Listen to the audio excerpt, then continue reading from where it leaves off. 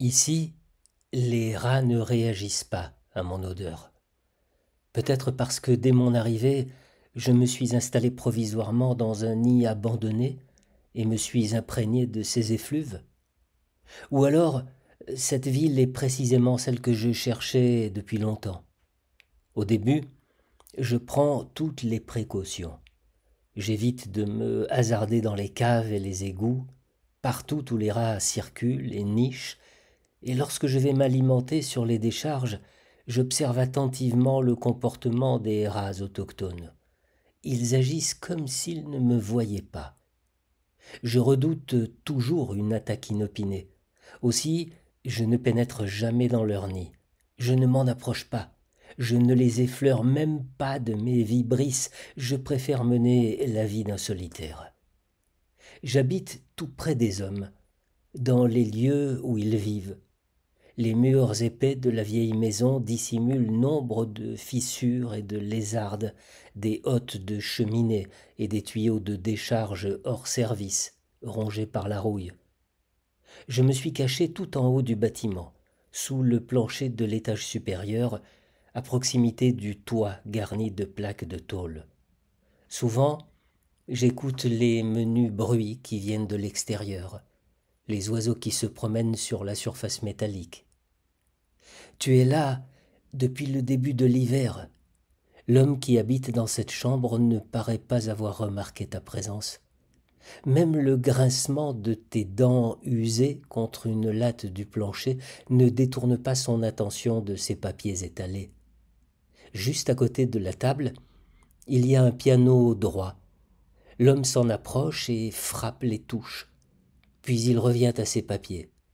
Au début, les sons âpres qu'il tire de son instrument me faisaient peur.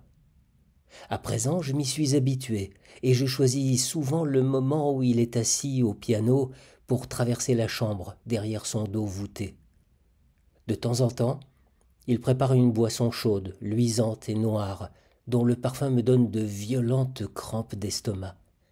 Car ici, à part les cloportes desséchées et les paperasses, il n'y a rien à manger. Aussi descends-tu jusqu'à la décharge pour y grignoter une couenne de lard, de menus restes de viande, des boyaux de poule. Tu ne te hasardes pas plus loin car en hiver, lorsque la neige recouvre tout et que les rats affamés ont de la peine à se procurer de la nourriture, ce serait trop risqué. L'homme t'a repéré. Tu pointais juste la tête hors de la corbeille à papier près de la porte, dans laquelle tu n'avais d'ailleurs rien trouvé, comme d'habitude. Tu as sauté par terre, mais il n'a pas esquissé un geste pour t'attraper. Dans mon sommeil, je sens un délicieux parfum de fromage qui vient de la chambre. Je risque au dehors l'extrémité de mon museau et mes vibrisses. Le fromage est à mi-chemin entre la table et mon trou. Longtemps, je lutte contre moi-même. J'ai peur que l'homme ne cherche à m'attirer à l'extérieur. Il est de nouveau en train de jouer du piano. Je sors prudemment de mon abri, cours vers le morceau de fromage et m'en empare. Je m'aperçois maintenant qu'une soucoupe est posée à côté. Il y a une éternité que je n'ai pas bu de lait. Très vite, je transporte le fromage dans mon trou. L'homme a détourné les yeux de son clavier. Il m'observe. Quand j'ai fini de manger, je ressors et me dirige vers la soucoupe. Il me regarde boire. Soudain, il cesse de jouer. Effarouché, je me sauve. Depuis ce jour, je trouve régulièrement à manger sur le plancher. Un morceau de pain, de fromage ou de lard, une queue de poisson.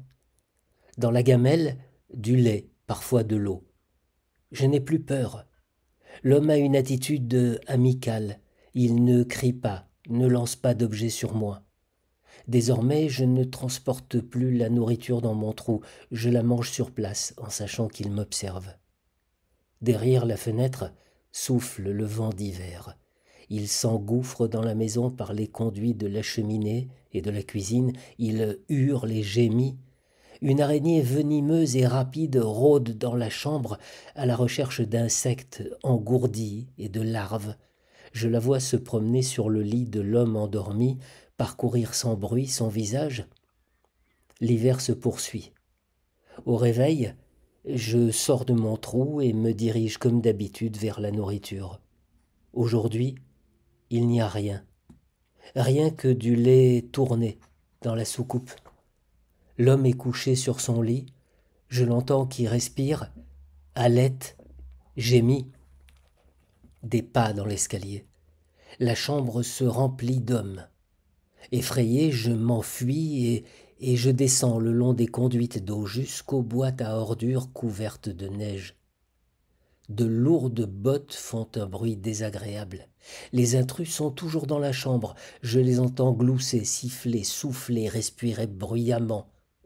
La nuit venue, une bougie éclaire le visage luisant de l'homme qui gît inerte sur son lit et le dos incliné de l'autre assis à côté de lui. Cette fois encore, je ne trouve pas de nourriture sur le plancher. Je dois descendre à la cave et apaiser ma faim avec des pommes de terre crues. Je m'endors et me réveille à plusieurs reprises.